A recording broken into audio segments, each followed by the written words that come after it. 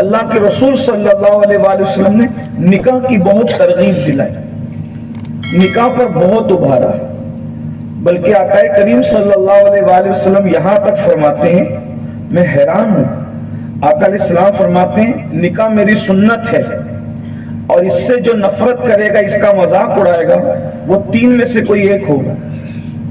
آقا کریم صلی اللہ علیہ وسلم کی حدیث پاک یہ بھی ہے، فرمایا جو نکاح کا مذاق اڑائے، اس لیے کہ آج کل کے نوجوان لڑکے سیریل کو دیکھ کر، فلموں کو دیکھ کر وہ چاہتے ہیں کہ نکاح سے دور ہوں، یعنی وہ نفسانی خواہشات کی تکمیل تو چاہتے ہیں مگر نکاح نہیں چاہتے۔ ایک بڑے شہروں کے اندر یہ فیشن بن رہا ہے، مغربی دنیا میں بھی یہ فیشن ہے کہ نفسانی خواہشات پوری کر لو، یعنی زنا کر لو، نکاح نہیں کرنا۔ وہ کہتے ہیں کہ کون ٹینشن پالے گا، بیوی رہے گی کون رکھے گا، کون کھلائے گا، کون پلائے گا، ضرورت پوری کرو، جیسے بیت الخلا سے ضرورت پوری کر کے انسان نکل جاتا ہے، پھر اس سے کوئی تعلق نہیں رہتا، اسی طریقے سے کسی سے بھی اپنی ضرورت کو پورا کر لو اور اس کے بعد ختم ہو جاؤ۔ بلکہ کچھ لوگوں کو یہ کہہ کے سنا گیا کہ جس کے ستارے گردش میں آتے وہ نکاح کرتا ہے، استغفر اللہ۔ اس طرح کی باتیں لوگ جہالت کی بنیاد پہ بھی کہتے ہیں۔ اللہ کے رسول علیہ السلام ارشاد فرماتے ہیں کہ جو میری یہ سنت نکاح کا منکر ہے یا اس کا مذاق اڑاتا ہے، حدیث پاک کا مفہوم ہے وہ تین میں سے کوئی ایک ہے۔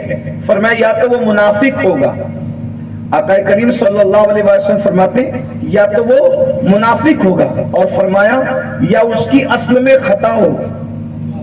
نکاح کا مذاق اڑانے والے کے لیے فرمایا یا اس کی اصل میں خطا ہو۔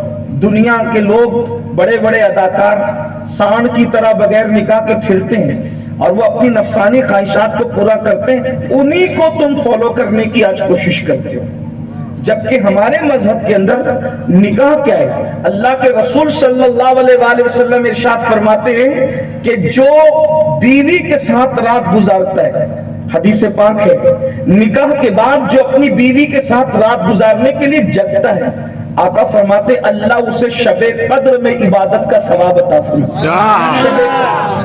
آپ اندازہ فرمائیں کیا میرے آقا علیہ السلام بشارت دے رہے ہیں، وہ تو نہایت سستا سودا بیچ رہے ہیں جنت کا، ہم مفلس کیا مول چکائیں، اپنا ہاتھ ہی خالی ہے۔ شب قدر دنیا میں کس کو ملی کس کو نہ ملی اس کی گارنٹی نہیں ہے، لیکن آمینہ کے لال کا کرم دیکھو، بیوی کے ساتھ جو رات کو جگ رہا ہے اس کے حق کی ادائیگی کے لیے کریم آقا فرماتے ہیں اللہ اسے شب قدر میں عبادت کا ثواب عطا فرمائے۔ اس کا مطلب اگر کوئی روز جگ رہا ہے، اگر کوئی روز جگ رہا ہے بیوی کے حق کی ادائیگی کے لیے، تو گویا اس کی ہر رات شب قدر ہو گئی۔ اب میں اپنے ذوق کے مطابق یہاں بات کروں، کچھ دوست اس کا مزاح بھی کریں لیکن ان کی اپنی طبیعت ہے۔ اللہ اکبر، جو رات روز کو بیوی کے ساتھ جگ رہا ہے گویا اس کی ہر رات شب قدر ہو گئی ہے، اور جس کی ہر رات شب قدر ہو جائے پھر خدا اس کے ہر دن کو عید میں تبدیل فرما دے۔ کتنی بڑی بات ہے، اپنی تسکین بھی ہو رہی ہے، شب قدر کا ثواب۔ شب قدر کسے کہتے ہیں؟ شب قدر کسے کہتے ہیں؟ خیر من الف شہر، 1000 مہینے سے افضل، 1000 مہینوں سے بہتر، اور اتنا نہیں کہ 1000 مہینوں کے برابر۔